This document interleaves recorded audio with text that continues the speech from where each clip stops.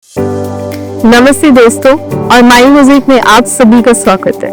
Today we are going to take a journey through the fascinating evolution of psychological therapies, something that has shaped the way millions of people heal, cope and live better lives.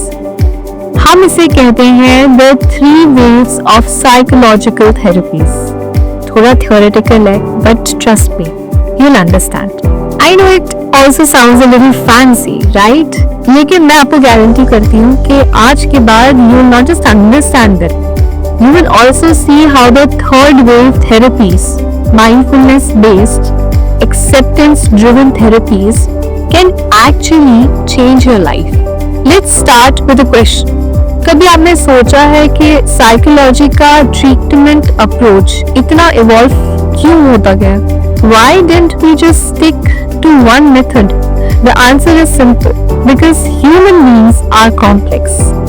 और हर जमाने के challenges अलग होते हैं. Therapy has had to grow with us.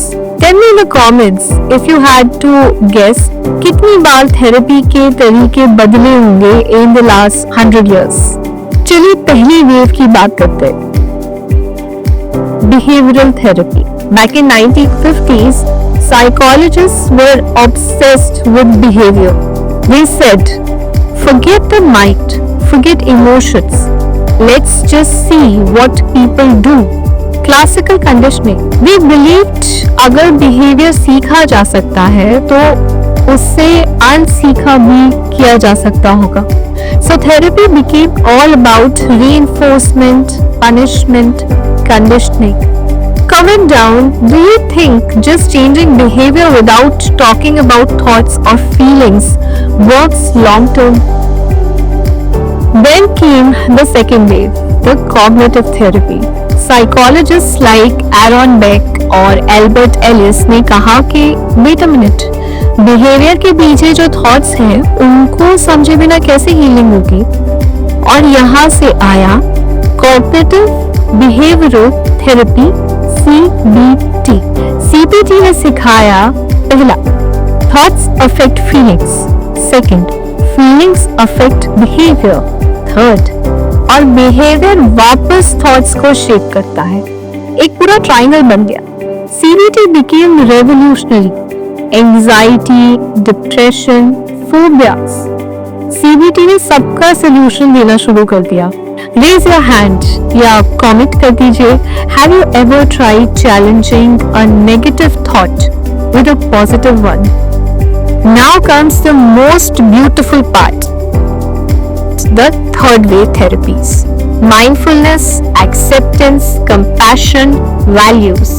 This is where modern psychology meets ancient wisdom. Think about it. पहले हमने behavior को change करना सीखा, फिर हमने thoughts को challenge करना सीखा. But अब third wave कह रही है ना behavior को forcefully बदलो, ना ही हर negative thought को झुठलाओ. Instead, accept them. Sit with them, learn to live with them without letting them control you. क्या बात है ना?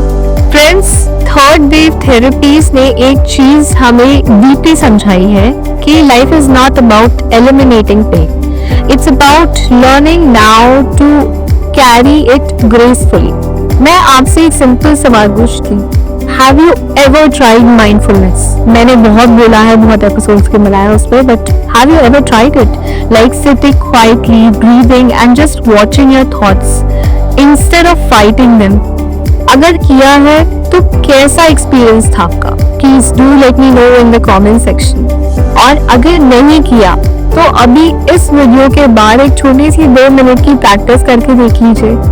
बस आंख बंद करिए, सांस अंदर बाहर होते हुए देखिए और अपने दिमाग के ट्रैफिक को बस ऑब्जर्व करिए. So friends, we've traveled from the first wave behavior, the second wave thoughts and cognitions, and finally the third wave mindfulness and acceptance. Her wave ने अपना कंट्रीब्यूशन दिया, but third wave is where science meets peace. If you like this deep dive, make sure you like, share and subscribe to Mind Mosaic. ये journey सिर्फ knowledge की नहीं है, ये एक हीलिंग कम्युनिटी बन रही है और मैं चाहती हूँ आप भी उसका हिस्सा बने।